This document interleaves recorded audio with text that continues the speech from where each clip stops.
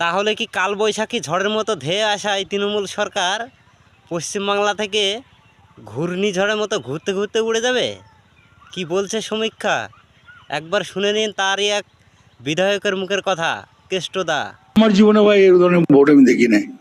এই 96, 97, 98% পোল 152টা দল তো। আমি প্রথম বলেছিলাম 130টা বলেছিলাম তৃণমূল কংগ্রেস। 15-16টা পাবে কিনা সন্দেহ আছে, 15-16টা পাবে কিনা সন্দেহ আছে। এক সময় ছিল এই তৃণমূল সরকারের নাম নিলেই তার জিত একদম সুনিশ্চিত ছিল।